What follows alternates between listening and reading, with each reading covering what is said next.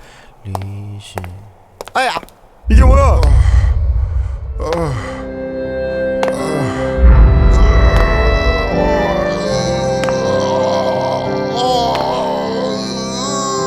좁은 문으로 들어왔습니까? 좁은 문으로 들어온 사람은 좁은 길 걸어가야 합니다. 그러나 들어와 놓고는 겁이 나서 걸어가기를 싫어해요. 그리고는 넓은 길을 기웃기웃거리면서 그저 적당히 교회만 드나드는 분들이 계세요. 그 결과 반드시 영생을 얻을 수 있다고 아무도 장담할 수가 없습니다. 생명이 실제가 됐다면, 이 신앙이 실제가 됐다면, 이 복음의 진리가 실제가 됐다면, 천국이 실제가 됐다면 억지로 죽지 못해 하는, 그냥 어렵고 힘들고 쥐어짜듯이 하는 이런 신앙생활이 난 존재할 수가 없다는 것입니다.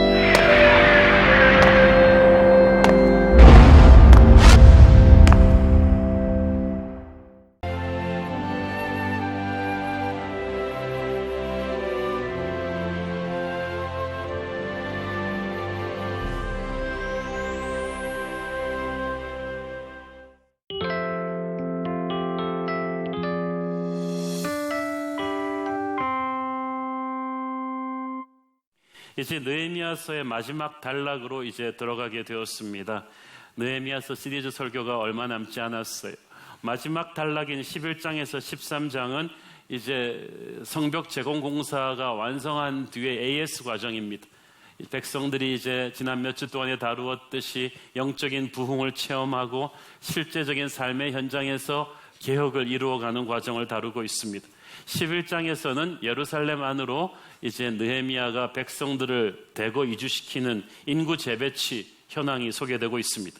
12장에는 완성된 성벽 봉헌식을 이제 축제로 드리는 모습이 소개되고 있습니다.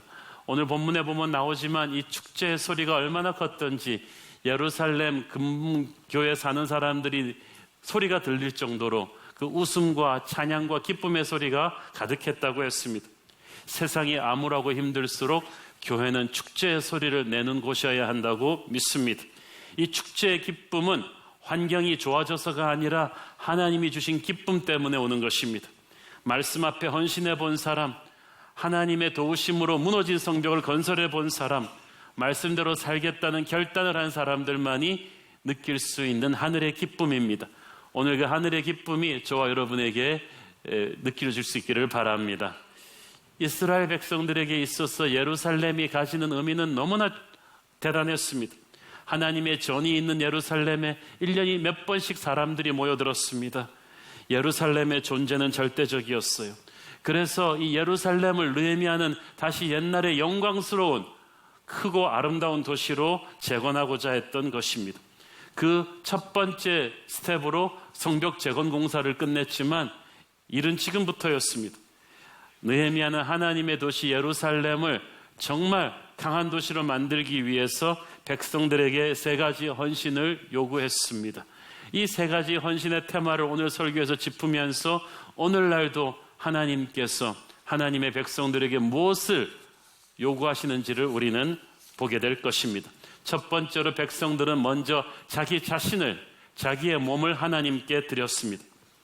예루살렘으로 이주한 거예요, 많은 백성들이. 자, 여러분, 도시를 도시답게 만드는 것은 건물이 아니라 사람입니다. 아무리 성벽 재건해 놓고 건물 많이 세워놔도 사람이 없으면 거기는 유령의 도시예요. 그래서 예루살렘은 사람들이 들어와야 도시의 생기도 있고 경제적으로 활성화되고 또 이 성벽을 지킬 수 있는 병력이 확보가 되잖아요. 그래서 느헤미야는 7장에 나오는 1차 정착민들에 이어서 2차로 이주민들을 또 모집해서 예루살렘 안으로 들어오게 한 것입니다.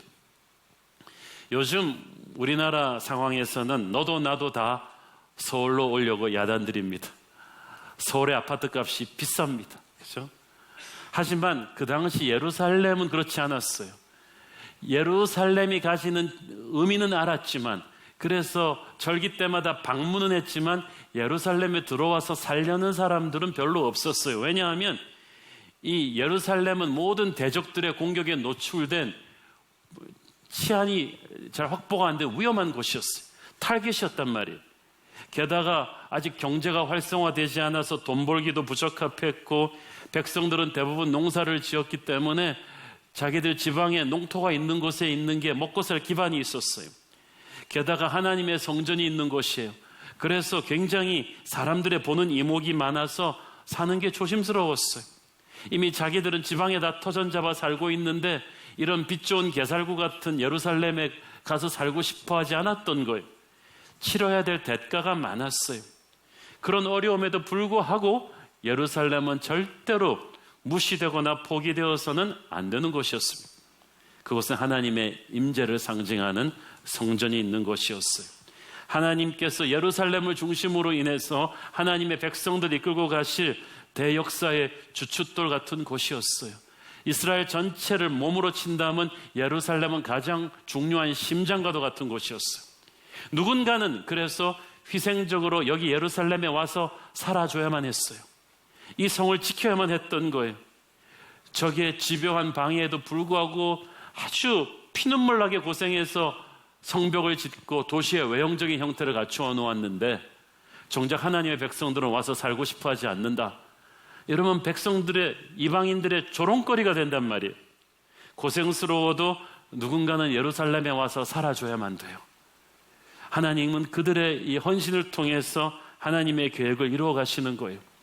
위험하고 불편하더라도 모두 예루살렘을 버리고 자기 고향으로만 가버리면, 그래서 예루살렘이 무너지면 나중에는 자기 고향들도 무사하지 못하게 돼요.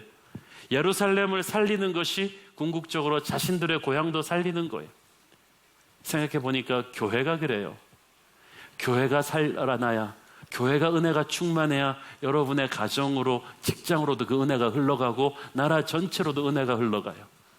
교회가 폐허가 되면요, 은혜가 사라지면 여러분의 가정, 직장도 폐허가 되는 거예요. 그래서 이스라엘 사람들이 예루살렘의 안녕을 위해서 항상 기도했듯이 여러분도 교회의 안녕을 위해서, 평안함을 위해서 기도하셔야 합니다. 헌신해야만 합니다. 느헤미야는 백성들이 예루살렘으로 오기를 원했습니다. 그래서 예루살렘에 정착을 시켰는데 세 부류의 정착민들이 있었어요. 11장 1절, 백성의 지도자들은 예루살렘에 거주하였고 그 남은 백성은 제비 뽑아 10분의 1은 거룩한 성 예루살렘에서 거주하게 하고 그 10분의 9는 다른 성읍에 거주하게 하였으며, 자, 첫 번째 그룹은 백성의 지도자들이 예루살렘에 거주했다고 했습니다. 아무리 위험하고 힘들어도 리더십이 먼저 솔선수범해야 돼요. 리더십이 먼저 와서 살지 않는데 백성들이 따라오게 할 수가 없었어요. 그래서 마음은 안 내켜도 지도자 된 죄로 예루살렘에 지도자들이 먼저 입주해야 됐던 거예요. 두 번째 그룹은 전체 백성들이 제비를 뽑아서 전체 인구의 10%를 무작위로 당첨시켰습니다. 축하합니다. 예루살렘 이주민 당선되셨습니다. 이게 로또와는 달라서 역로또, 이게 뭐지? 내가 당첨이 왜 되지? 그래가지고 억지로 등 떠밀려서 예루살렘에 오게 된 사람들. 그런데 세 번째 부류의 사람들이 있었어요. 11장 2절입니다. 예루살렘에 거주하기를 자원하는 모든 자를 위하여 백성들이 복을 빌었느니라. 지도층도 아니고 등 떠밀린 것도 아닌데 자기가 자발적으로 이 고생이 기다리고 있는 예루살렘에 와서 살겠다고 헌신한 사람들이 있었어요. 진짜 백이들이죠. 이 사람들이 너무 훌륭하니까 백성들이 복을 빌었다고 했습니다. 가만 보니까 교회에도 사역하는 분들이 이 세 부류로 딱 나눠지는 것 같아요. 첫째는 그냥 직분 받았으니까 어쩔 수 없이 하는 사람. 목사니까, 장로니까, 목사 되고 장로 됐는데 새벽기도 안 나오면 찍힐까봐 그냥 어쩔 수 없이 헌신하게 되는 사람들. 그리고 두 번째 부류는 등 떠밀려가지고 하는 사람들. 내가 어떻게 하게 됐지? 길에 지나가는데 그냥 전도사님이 야 잠깐만 하고 가 하고 잠깐 걸렸다가 그냥 코가 꿰가지고 한 달, 두 달 하게 된 사람들. 그런데 세 번째 부류, 지도층도 아니고 직분도 없고 등 떠밀린 것도 아닌데 본인이 은혜를 받고 헌신한 사람들, 그분들에게 복이 임할 줄로 믿습니다. 자, 여러분, 오늘 이 순간에 스스로에게 하나님 앞에서 한번 물어보십시오. 여러분에게 하나님이 헌신을 요구하는, 꼭 여러분에게 가라고 하는 예루살렘이 있습니까? 그게 좋은 줄은 다 알지만, 누군가는 가야 되는 걸 알지만 여러분이 가기는 싫은 곳, 내가 기도는 하고 헌금은 하겠지만 내 몸을 들여서 거기에 가기는 싫은 것, 그런 곳이 있습니까? 오늘 하나님이 여러분에게 예루살렘으로 가서 살라고 하십니다. 헌신이 마음심자를 쓰지 않고 몸심자를 쓰지 않아요? 로마서 12장 1절, 그러므로 형제들아 내가 하나님의 모든 자비하심으로 너희를 권하노니 너희 몸을 하나님이 기뻐하시는 거룩한 산 제물로 드리라. 이는 너희가 드릴 영적 예배니라. 자, 예배 드리는 제물은 마음이 아니라 몸이에요. 어떤 분은 얘기합니다. 아유, 내가 몸이 못 가서 그렇지 주님이 내 마음 아실 거야. 알긴 뭘 알아요. 몸이 안 갔으면 마음도 안 간 거야. 오히려 마음이 100% 따르지 않아도 우리의 몸을 믿음으로 그 헌신의 자리에 갖다 놓는 게 중요합니다. 그때 역사가 이루어져요. 여러분, 아브라함이 이삭을 모리아산으로 갖고 가서 바칠 때 신나가지고 즐거운 마음으로 갔을까요? 마음은 천근같이 뒤로 끌어당기는 것이 있었지만 아브라함은 아침 일찍 일어나 몸을 움직였어요. 그랬더니 하나님의 놀라운 역사가 일어나지 않습니까? 여러분이 주일학교 봉사할 때, 안내 봉사하고 주님의 교회 일을 할 때 어떨 때는 마음이 안 따를 때가 있어요. 그래도 몸을 움직이세요. 그건 위선이 아니라 그게 순종이라는 거예요. 헌신이라는 거예요. 마귀는 계속 우리의 마음을 공격하지만 우리는 몸을 움직여서 헌신의 자리에 나를 갖다 놓는 게 중요합니다. 그것이 산 제사라고 했어요. 세계적인 목회자 릭 워렌을 만든 주일학교 선생님 레리 건터라는 분은 도끼 벌목공인데 글을 읽을 줄 몰라요. 그러니까 주일학교를 어떻게 가르칩니까? 가르친 게 아니라 주일학교 그 학생들이 글 못 읽는 선생님을 위해서 주일학교 교재를 미리 읽고 와요. 성경도 미리 읽고 와요. 그러면 선생님을 도와주기 위해서 와가지고 자기가 읽은 것을 다 다시 읽어주고 성경을 읽어주고, 그러면 선생님이 다 듣고 있다가 그 말대로 아이들을 끌어안고 축복해주고 기도해주는 거예요. 그때 어린 5학년짜리 릭 워렌은 느낍니다. 예수님이 살아계셔서 나를, 지금 여기 계셔서 나를 안아준다면 이 선생님처럼 나를 안아줄 거야. 그때 그 릭 워렌은 목사가 되기로 헌신하는 거야. 글을 못 읽는 주일학교 선생님이 그 자리에 신실하게 존재하는 것만으로도, 그의 예루살렘을 지킨 것만으로도 하나님은 놀라운 역사를 이루셨습니다. 오늘 여러분이 도피하고 싶은 예루살렘, 그러나 누군가는 꼭 가야 된다는, 여러분이 누군가는 저거 해야 되는데 그러면서 옆에를 보고 있던 그게 바로 여러분의 예루살렘이 가서 존재하기를 바랍니다. 하나님의 역사는 한두 사람의 힘으로 하는 게 아닙니다. 우리 모두의 힘이 합쳐지는 거예요. 11장 전체에서 보면은 예루살렘에 거주하기로 한 백성들의 이름을 지파별로 느헤미야가 일일이 기록합니다. 여러분, 느헤미야서에 보면 느헤미야가 사람 이름을 아주 디테일하게 기록합니다. 느헤미야서 3장에서는 성벽 재건 공사에 누가 참가했고 어떤 가문에서 어떤 상황 속에 참가했는지를 아주 디테일하게 기록하잖아요. 7장에서는 어려움을 무릅쓰고 1차로 귀환한 귀환민들의 이름을 또 다 소개해요. 우리 같으면 에스라 이하 74명 이렇게 썼을 텐데 느헤미야는 한 명 한 명이 다 기록됐어요. 하나님에게는 한 사람 한 사람 헌신자의 이름이 기억되고 있어요. 구경꾼의 이름이 아니고 비판자의 이름이 아니고 헌신하는 사람의 이름이 하나님에게 기억되고 있습니다. 저도 그래서 그 하나님의 마음을 품고 목회하려고 노력을 합니다. 제가 이름 잘 못 외우거든요. 교인 숫자 1000명 넘어가면서 정말 패닉이 와서 이 이름을 다 어떻게 외우지? 그래서 날마다 교회가 클수록 연습을 합니다. 우리 교회 임직자들 이름을 교족부에서 다운로드해서 사진이랑 이름이랑 보면서 열심히 외우는데 때로는 당혹스럽습니다. 교족부 사진이랑 실물이 너무나 다른 이런 사진들도 많기 때문이지. 최근의 사진으로 업데이트 해주기를 바랍니다. 그런데 제가 이렇게 보니까 이 교회가 이렇게까지 오기까지 정말 보이지 않는 곳에서 수고한 성도들이 많아요. 성가대나 이렇게 예배 인도자들은 얼굴이 보이는데 티가 안 나는 사람들이 있어요. 예를 들어서 이 사부 예배 내내 밑에서 기도하고 위에서 기도하는 우리 150명의 중보 기도자들, 또 각 방에서 나누어져서 여러분의 아이들을 정성껏 돌보는 우리 주일학교 선생님들, 이런 분들이 굉장히 많아가지고 저는 담임 목사로서 1년 내내 그룹별로 만나서 그분들의 이름을 불러주고 기억하고 격려하기 위해서 아주 몸부림을 칩니다. 부족하지만 노력 중입니다. 어제는 우리 가을부터 출범한 호스피스 일기 사역자들을 만나서 밥을 먹었습니다. 우리 교회는 아주 생소한 이름이지만은 이제 인생의 마지막을 맞이하는, 죽음을 맞이하는 분들이 끝까지 하나님의 평화 속에서 갈 수 있도록 도와주고, 가족을 먼저 하늘나라로 보낸 사람들의 그 트라우마를 극복할 수 있도록 격려해주는 아주 소중한, 교회에 없어서는 안 될 사역인데 드러나지는 않아요. 조용한 분들이에요. 그래서 제가 의도적으로 만난 거예요. 하나님께서는 헌신의 자리에 자기 몸을 던지는 모든 분들을 기억하시는 줄로 믿습니다. 하나님은 여러분들을 잊지 않습니다.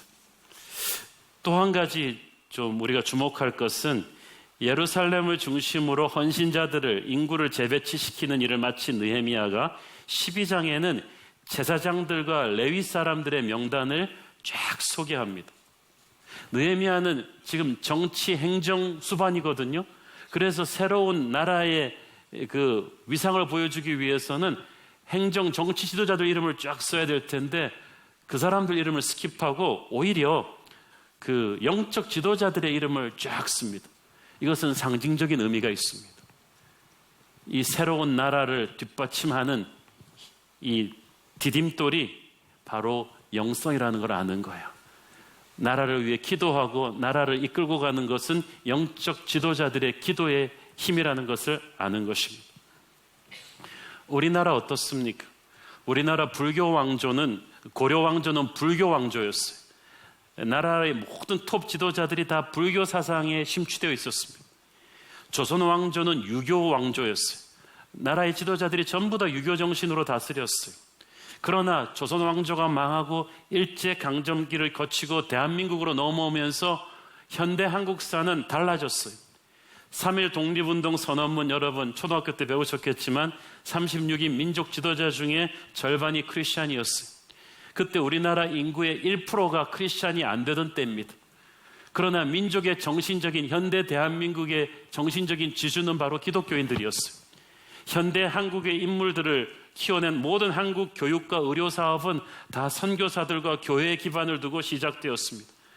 해방이 되고 나서 1948년 5월 31일 대한민국 정부 수립 이후 첫 번째 재헌국회에서 이윤영 국회의원은 목사님으로서 대표 기도로 대한민국 국회를 열었습니다. 10분이 넘게 기도했어요. 국회의원들 이렇게 세워놓고. 한국은 그렇게 시작했습니다.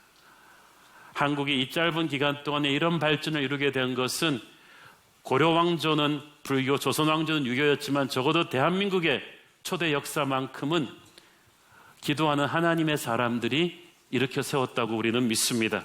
지금도 그렇습니다.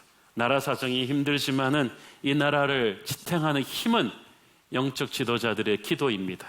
살아있는 교회입니다. 두 번째로, 느헤미야는 백성들로 하여금 자신들의 찬양을 하나님께 드리게 했습니다. 12장 전반부에는 이제 인구 재배치를 마치고 난 느헤미야가 이제 성벽 완공 기념 행사로 찬양의 축제를 준비를 합니다. 찬양의 축제를 준비하기 위해서 먼저 찬양과 예배 인도자들을 전국에서 스카우트해서 데려와요. 12장 27절 29절에 보면은 각처에 있는 레위 사람들, 예배를 준비하는 세팅팀이죠. 레위인들은 오늘날로 말하면 우리 레위인들과 제사장들은 교역자, 간사, 찬양 인도자, 이런 또 FD, 이런 예배를 준비하는 모든 음향팀, 영상팀, 뮤지션들을 다 말하는 거예요. 이런 분들이 다 와서 모든 악기를 동원하고 찬양의 재주가 있는 사람들은 다 나왔어요. 여러분, 음악에 은사가 있는데 와서 찬양하지 않는다, 그건 죄 짓는 거예요. 그래서 다 와서 이 찬양의 지도자들이 와서 이 국가적인 찬양 행사를 준비를 합니다. 우리 교회도 이 찬양의 영이 가득한 교회이기를 바랍니다. 또 한 가지 이 행사의 준비는 정결의식이었습니다. 30절 읽습니다. 제사장들과 레위 사람들이 몸을 정결하게 하고 또 백성과 성문과 성벽을 정결하게 하니라. 이걸 무슨 말이냐 하면 레위기에 명시된 율법의 기초에서 물로 씻거나 뿌리고 희생동물의 피를 바르고 목욕하고 옷을 깨끗이 세탁하고 부정한 것들과의 접촉을 피하는 거예요. 이렇게 하나님 앞에 나가기 위해서 자기를 정결하게 하는 의식을 하고 갑니다. 이것은 오늘날 우리에게 무엇을 상징합니까? 그럼 샤워하고 깨끗한 옷 입고 교회 와야 되는 겁니까? 물론 그렇죠. 그렇지만은 보다 중요한 의미는 예수의 피로 깨끗해지고 나와야 된다는 거예요. 자신의 죄를 통렬하게 자백하고 십자가 앞에서 꼬꾸라진 사람만이 부활의 축제에 동참할 수가 있어요. 그래서 예수의 피로 깨끗해진 사람, 거룩해진 사람, 정결해진 사람들이 와서 이 축제에 동참할 수가 있어요. 그게 진짜 예배예요. 그런 사람들이 와서 이 축제를 벌일 때 하나님이 하늘문을 여시고 기쁨을 부어주십니다. 12장 전체에 하나님의 기쁨이 느껴집니다. 노래한다, 찬양한다는 단어만 8번, 감사한다는 단어 6번, 기뻐한다가 7번, 각종 악기들의 연주가 3번씩 나오는데 43절 특히 한번 읽어보겠습니다. 이날에 무리가 큰 제사를 드리고 심히 즐거워하였으니 이는 하나님이 크게 즐거워하게 하셨습니다. 부녀와 어린아이도 즐거워하였으므로 예루살렘이 즐거워하는 소리가 멀리 들렸느니라. 아멘. 그냥 백성들의 축제 소리가 쩌렁쩌렁했어요. 근데 사실 냉정하게 볼 때 이제 예루살렘에 있는 유대 백성들 이제 겨우 성벽 하나 완공해 놨어요. 아직 먹고 살 길이 막막해요. 아직도 그들을 노리는 대적들은 그들을 호시탐탐 노리고 있어요. 그런데 이거 너무 빨리 샴페인 터뜨리는 거 아니냔 말이죠. 고작 이거 해놓고. 그러나 성경은 하나님이 크게 즐거워하셨기 때문에 이들이 즐거워했다고 강조하고 있습니다. 여러분, 진짜 기쁨은 상황이 완벽하게 너무 좋아져서가 아니라 하나님이 주시는 거예요. 아직 갈 길이 멀어도, 아직 너무 가난하고 힘들어도 하나님께서는 성벽을 완공한 아주 작은 승리라도 경험한 이스라엘 백성들에게 하나님만이 주실 수 있는 큰 기쁨을 주고 있는 거예요. 세상이 알 수 없는 기쁨이에요. 여러분은 환경이 좋다고 기뻐요? 세계에서 제일 잘 사는다는 스위스, 일본 이런 나라들이 자살 우울증 환자가 제일 많은데 환경만 보고 있다면 우리는 기뻐할 일 없지만 하나님이 기쁨을 주신다면 환경을 초월해서 기뻐해요. 하박국 3장 17절 18절 비록 무화과 나무가 무성하지 못하며 포도나무에 열매가 없으며 감람나무에 소출이 없으며 밭에 먹을 것이 없으며 우리의 양이 없으며 외양간에 소가 없을지라도 나는 여호와로 말미암아 즐거워하며 나의 구원의 하나님으로 말미암아 기뻐하리로다. 아멘. 이걸 오늘날 버전으로 하면 어떻게 될까요? 아직 결혼도 못하고 직장도 못 찾았고 몸에 병도 있고 사랑하는 사람이 배신당할지라도 나는 여호와로 인하여 기뻐하리로다. 아직도 이스라엘 백성들이 가야 될 길 멀어요. 성벽 하나 재건한 것 가지고 이렇게 기뻐하기에는 너무 우스꽝스럽기도 해요. 그러나 인생에서 모든 것을 다 이뤘기 때문에 기뻐하는 것만은 아니에요. 어려움 속에서도 조금씩 허락해 주시는 오늘의 축복, 하나의 작은 고지라도 점령했을 때 우리는 그 타이밍을 놓치지 않고 하나님에게 기쁨을 표현해야 돼요. 감사의 축제를 드려야만 돼요. 여러분, 꼭 말로 홈런 쳐야 기뻐하는 게 아니에요. 일루라도 진루하면 그건 기쁜 거예요. 그건 성공한 거예요. 감독들이 최고로 사랑하는 선수는 홈런 치는 선수가 아니라 꾸준히 살아나가는 선수예요. 포볼로든 일루타건 치고 나가서. 사랑하는 여러분, 작은 승리에 감사하십시오. 나는 모든 걸 다 이루고 난 뒤에 감사하겠다. 천만의 말씀. 오늘 이 작은 승리, 오늘 살아남은 것만으로도 감사하세요. 아직 갈 길이 멀었다. 그래도 지금 감사하세요. 천리길도 한 걸음부터 오늘의 자그마한 승리를 우리가 감사로, 기쁨으로 선포할 때 우리는 앞으로도 하나님이 또 승리를 주실 것을 믿음으로 끌어당기는 거예요. 여러분은 너무 멀고 큰 목표만 보느라고 오늘의 작은 승리에 대한 감사를 잃어버리지 않았습니까? 기쁨의 축제를 잃어버리지 않았습니까? 순간순간 작은 기도 응답에도 감사하고 기뻐하는 습관을 가지는 저와 여러분 되기를 바랍니다. 작년부터 저희가 이 9월 첫 주 창립기념주일에 모든 찬양팀이 동원된 우리 교회 축제를 가졌어요. 올해도 기대하십시오. 그런데 우리가 우리 교회가 지금 모든 걸 갖춰서가 아니에요. 아직 우리 건물도 없고 여러 가지 힘들고 어려운 거 많아요. 그렇지만 이때까지 주신 하나님의 승리를 우리는 기쁨으로 선포할 것입니다. 여러분, 지금 여러분 인생에 아직도 갈 길이 멀지만 지금부터 기뻐하십시오. 감사하십시오. 하나님이 여러분의 상황을 바꿔주실 거예요. 이 느헤미야가 이 축제를 벌인 이 스타일이 있어요. 느헤미야는 확실히 이 엔터테인먼트 기획 마인드가 있어요. 그냥 한 게 아니라 12장 31절 한번 보세요. 이에 내가 유다의 방백들을 성벽 위에 오르게 하고 또 감사하는 자의 큰 무리를 둘로 나누어 성벽 위로 대오를 지어가게 하였는데 한 무리는 오른쪽으로 분문을 향하여 가게 하니, 32절에 가보니까 다른 한 무리는 또 왼쪽으로 가서 서클로 쫙 가가지고 중간에 딱 만나게 됐어요. 만나면 어땠겠어요? 서로 하이파이브를 하면서 끌어안고 어깨동무를 하면서 끝까지 갔겠죠.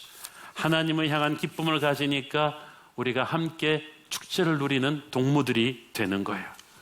여러분, 하나님이 성전에서 이 축제하지 않고 굳이 성벽 위로 데리고 가서 백성들이 성벽을 다 밟으면서 이렇게 하게 하신 이 하나님의 이벤트에는 이유가 있어요.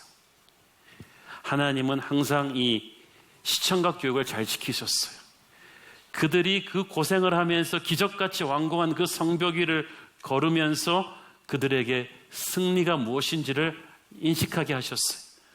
대적들의 끈질긴 반대와 공격이 있었지만 하나님의 은혜로, 주 은혜로 여기에 서 있다는 것을 그 현장에서 보게 하신 거예요. 영국인들은 아직까지도 자신들의 학생들을 배에 태워서 넬슨의 트라팔가 해전의 승리의 자리로 가서 교육을 시킵니다. 봐라, 여기서 우리가 승리했다. 우리나라도 우리 학생들 좀 배에 태워서 명량해전, 한산도 해전 이런 데 데리고 가서 좀 교육을 시켰으면 좋겠어요. 승리를 확인시키는 거예요. 또 이 성벽 위로 행진한 이유가 있어요. 이방 사람들의 그 비방을 다시 잠재우기 위함이었어요. 이전에 이방인들은 이렇게 비웃었어요. 이스라엘 백성들이 성벽을 재건하면 부실공사일 것이다. 여우가 올라가도 무너질 것이다. 그런데 그들에게 이제 수만 명의 이스라엘 백성이 올라가서 잔치를 벌여도 끄떡없는 성벽의 강함을 보여주는 거예요. 선포하는 거예요. 원수의 목전에서 상을 베푸시는 여호와의 영광을 보여주는 거예요. 그 당시 중동에서는 땅이나 지부의 발자국을 찍는 것은 그들의 소유권을 주장하는 것입니다. 하나님의 백성들이 찬양하면서 성벽 위를 밟으면 뭘 선포하는 거예요? 이 성벽은 하나님이 지으신 것이다. 그러므로 음부의 권세가 해하지 못할 것이다. 시편 127편 1절, 여호와께서 집을 세우지 아니하시면 세우는 자의 수고가 헛되며 여호와께서 성을 지키지 아니하시면 파수꾼의 깨어있음이 헛되도다. 하나님이 지키시는 성이다. 하나님이 지키시는 성벽이니까 너희들은 움쩍도 하지 못한다. 우리도 찬양하면서 하나님의 교회를 이렇게 선포해야만 됩니다. 세 번째로, 백성들은 자신들이 가진 물질을 하나님께 드렸습니다. 12장 44절 읽습니다. 그날에 사람을 세워 곡간을 맡기고 제사장들이가 레위 사람들에게 돌릴 것, 곧 율법에 정한 대로 거제물과 처음 익은 것과 11조를 모든 성읍밭에서 거두어 이 곡간에 쌓게 하였노니 이는 유다 사람이 섬기는 제사장들과 레위 사람들로 말미암아 즐거워하기 때문이라. 자, 오늘 크게 세 가지를 드렸다고 했죠. 먼저 자신들의 몸을 헌신의 자리에 갖다 놓게 했다고 했고, 두 번째는 자신들의 기쁨의 찬양을 드립니다. 그걸 한 사람들이 비로소 제대로 된 기쁨의 헌금도 할 수 있나 봐요. 그들이 44절에 보니까 11조로 쓰일 곡식을 하나님 성전 곡간으로 가지고 왔는데 이는 유다 사람들이 섬기는 제사장들과 레위 사람들로 말미암아 즐거워하기 때문이라.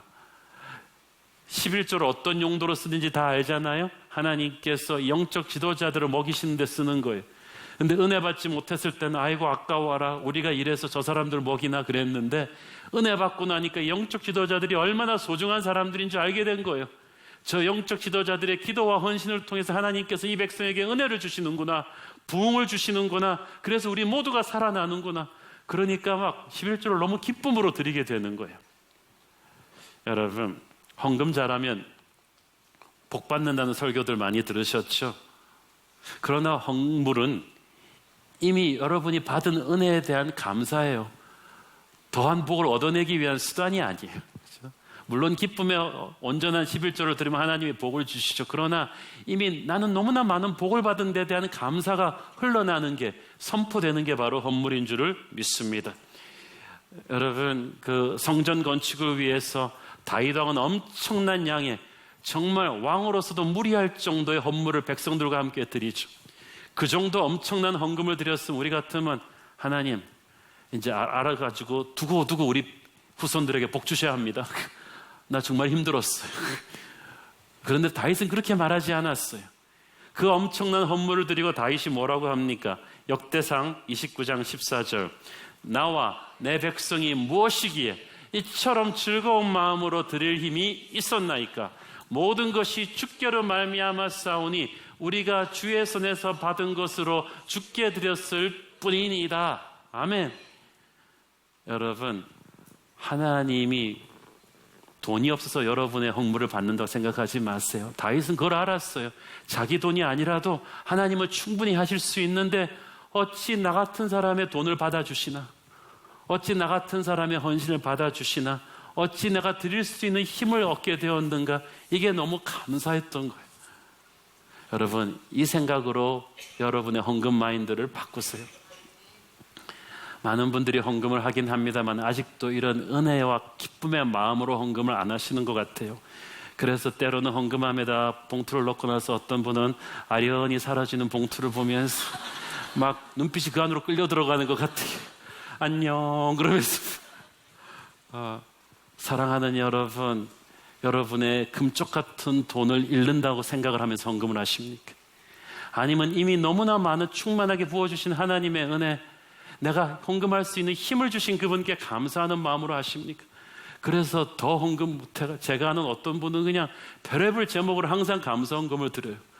그냥 하나님께 드리지 못해서 안달해. 은혜가 충만하니까 그런 거야. 여러분, 여러분의 마음에 은혜가 충만하기를 바랍니다.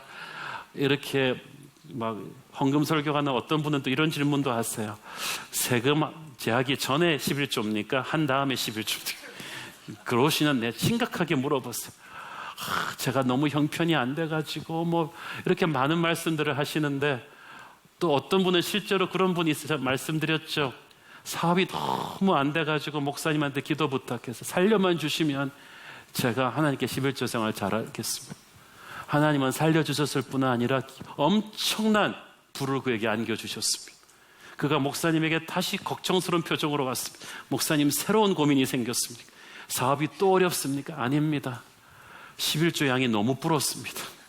옛날에는 100만 원이었는데 이제 지금 이렇게 늘어난 분량으로는 1억을 11조로 해야 되는데 제가 너무 힘듭니다. 갈등이 옵니다. 기도합시다. 주여, 이 형제에게 주신 이 갈등을 해결하여 주옵소서. 갈등이 없어지도록 다시 이 형제의 수입을 지난번에 100분의 1로 딱 줄여주셨어. 겸손한 11조로. 여러분, 하나님이 부어주신 은혜를 카운트하지 않고 드리는 것을 그렇게 아까워하면서 드리면 그것이 어찌 영광이 되겠습니까? 여러분의 시간과 재물의 11조를, 10의 2조를, 3조를 드리고도 복을 받을 하나님의 백성이 되기를 바랍니다.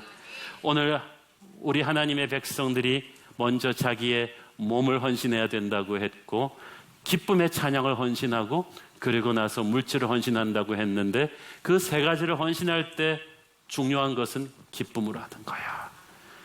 저는 우리 교회에서 봉사하고 헌금하고 하나님의 일을 하시는 분들이 기쁨으로 하기를 바랍니다.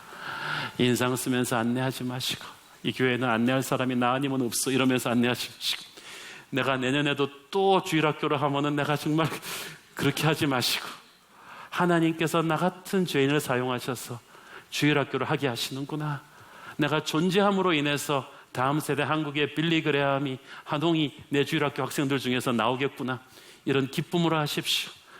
많은 돈이 있지만 하나님이 나같이 부족한 것의 헌물을 통해서 놀라운 역사를 이루시겠구나, 기쁨으로 하실 때, 찬양의 축제가 여러분에게서 흘러나올 때 하나님은 큰 영광 받으실 줄로 믿습니다.